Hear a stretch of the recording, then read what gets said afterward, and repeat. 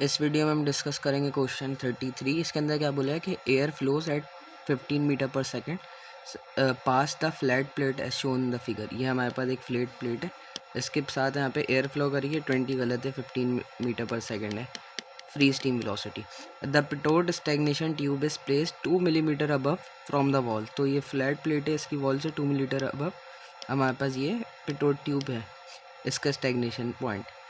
Show that the Blasis solution is applicable at this location and used to estimate the manometer height। अच्छा, अब यहाँ पे हमारे पास pressure high हो गया होगा, तो यहाँ से हमारे पास इस पॉइंट पे प्रेशर लो हो गया होगा, तो फ्लूइड यहाँ पे थोड़ा ऊपर गया होगा, तो यहाँ से हमारे पास जो ये एच हाइट है हमें ये डिटरमाइन करनी है।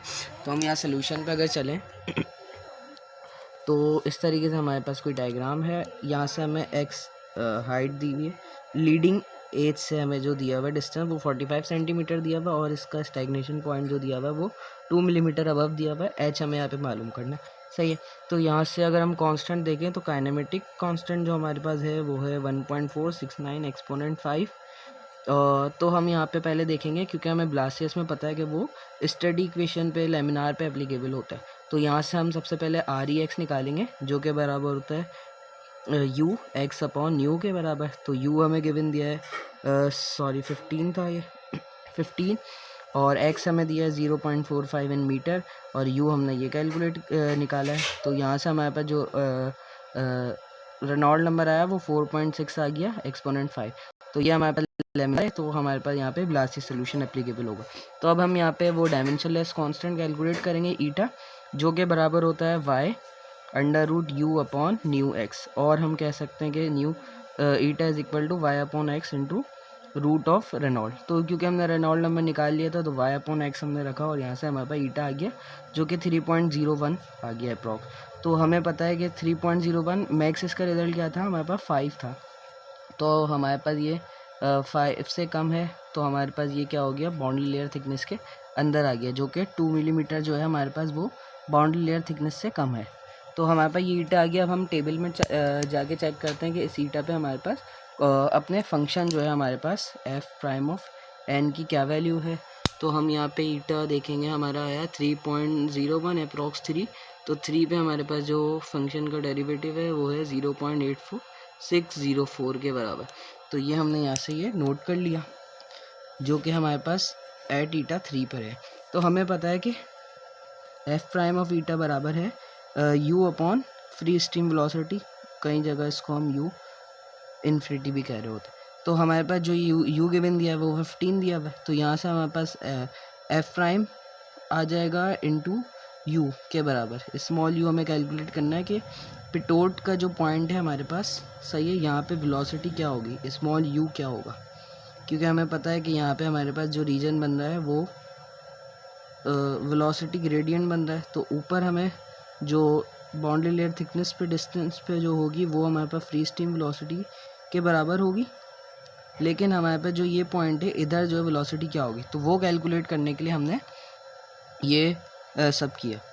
एफ प्राइम ऑफ एन निकाल लिया, यहाँ से हमारे पास 0.846 को फ्री स्ट्रीम वेलोसिटी मल्टीप्लाई करा तो हमारे पास यू आ गया। इसका मतलब इस पॉइंट पे हमारे पास जो वेलोसिटी है वो है 12.69, सही। तो अब हमें वेलोसिटी पता चल गया फ्रॉम बर्नौलीज से। हमें पता है कि P1 माइनस P2, सही है, pressure 1 plus half raw you 1 square, इस तरह के हम बर्नौलीज से कैलकुलेट करते हैं। तो हमारे पास ये बर्नौलीज का रिजल्ट है 2 पॉइंट पे प्रेशर डिफरेंस हमारे पास बराबर होगा half raw into you square के। तो यहाँ से हमारे पास प्रेशर डिफरेंस आ गया इन टर्म्स ऑफ वेलोसिटी। अब हमें पता है मैनोमीटर हमने यहाँ पे ले लिया, इसका 1.1 है, 1.2 है। अच्छा, क्योंकि यहाँ पे एयर है तो इसकी डेंसिटी 1.2205 के अप्रॉक्स है। तो यहाँ से हमारे पास जो यहाँ प्रेशर होगा वो यहीं होगा। तो P1 माइनस P2 हम यहाँ से कैलकुलेट करें तो इस पॉइंट पे प्रेशर माइनस गामा, ये मैनोमेट्रिक फ्लूइड हमें वाटर दिया हुआ था तो गामा वाटर, और इसकी हाइट h, क्योंकि हम ऊपर जा रहे हैं तो इसलिए हमने नेगेटिव ले लिया, और इस पॉइंट पे प्रेशर क्या होगा P2।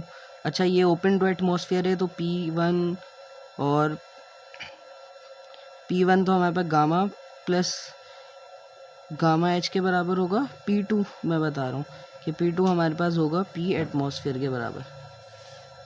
PATM के बराबर, सही है। तो यहाँ से हमारे पास आ गया P1 equal to P2 plus gamma W into H.